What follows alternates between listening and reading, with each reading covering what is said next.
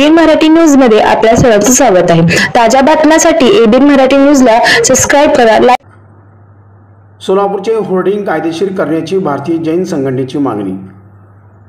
काल मुंबई घाटकोपर वडाळा येथे होर्डिंगची दुर्घटना घडली। होर्डिंग कोसळले, विशेषतः पेट्रोल पंपावर। त्यामध्ये 14 लोकांना जीव गमवावा लागला तर 88 लोक जखमी झाले। विशेष म्हणजे होर्डिंग एजन्सीवाला फरार झाला। यामध्ये अनेक वाहनांची मोडतोड झाली। या दुर्घटनेला जबाबदार कोण? त्याच धर्तीवर सोलापुरात अनेक ठिकाणी होर्डिंग आहेत, ते कायदेशीर आहेत का? तसेच ते मजबूत आहेत का? त्यांचा सर्वे कोणाकडे आहे हे पाहणेही गरजेचे आहे। सोलापुरातील होर्डिंग बरेच मोठे आहेत, तसेच बऱ्याच ठिकाणी भर चौकात आहेत, परंतु सोलापुरातील वाहतूक बघता ते होर्डिंग मजबूत आहेत का? अशा वादळामध्ये होर्डिंग पडणार नाहीत, नागरिकांचे नुकसान होणार नाही, नागरिकांचा जीव धोक्यात असून याकडे महापालिका लक्ष देईल का, असे प्रश्न उभारले आहेत। तरी महापालिकेने या होर्डिंगची सर्वे करावा। विशेषतः सोलापूरच्या पेट्रोल पंपावर मोठे मोठे होर्डिंग आहेत, याकडे लक्ष देणे गरजेचे आहे। यावेळी संघटनेचे राष्ट्रीय सदस्य केतनभाई शहा, राज्य कार्यकारिणी सदस्य श्याम पाटील, विभागीय उपाध्यक्ष अभिनंदन विभूते, जिल्हाध्यक्ष देशभूषण वसाळे, जिल्हा सदस्य विक्रांत बशेट्टी, सदस्य ओम पाटील यांची उपस्थिती होती।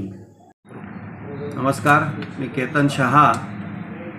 परवा जी घाटकोपरमध्ये 120 फूट बाय 120 फूटचं होर्डिंग पेट्रोल पंपावर पडून आज 18 लोकांची मृत आकडा आलेला आहे।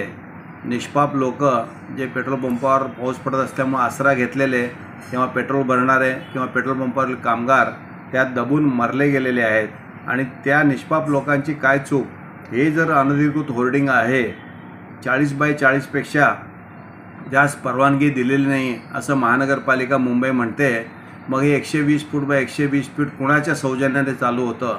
आता ह्याच्यापुढं तुम्ही त्याच्यावर मनुष्यवधचा गुन्हा केला, पण ज्याच्या घरातली व्यक्ती गेली त्याचं काय? त्याच्या प्रिकॉशन म्हणून काल आम्ही इथे उपायुक्तांना एक निवेदन दिलेलं आहे। सोलापुरातसुद्धा अनेक शेकडोनी होर्डिंग लावलेले आहेत। मध्ये 4 वर्ष सर्व होर्डिंग बंद होते, त्याच्यानंतर आता चालू केलेले आहे।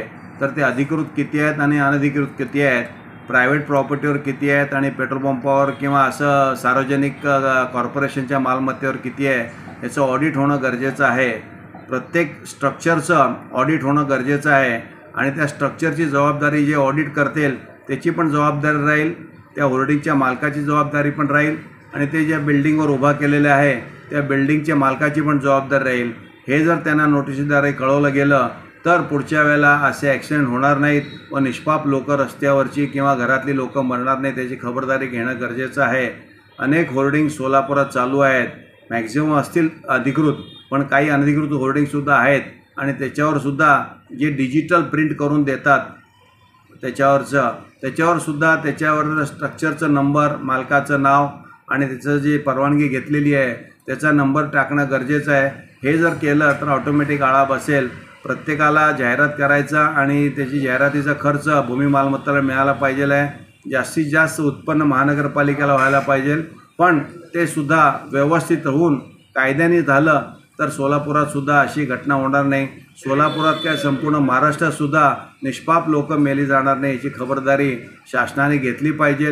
म्हणून आम्ही एक जागरूक नागरिक म्हणून काल निवेदन आम्ही लोकसाहेबांना दिलेलं आहे आणि त्यांनी आज ताबडतोब मीटिंग लावलेली आहे। पोलीस कमिशनर साहेबांनी सुद्धा ताबडतोब मीटिंग लावून सर्वांना सूचना दिलेल्या आहेत। आपल्याकडे ही घटना घडू नये याचं प्रिकॉशन म्हणून आपण सर्वांची जबाबदारी आहे, आपण सर्वांनी सहकार्य करावं असं आमची इच्छा आहे। धन्यवाद।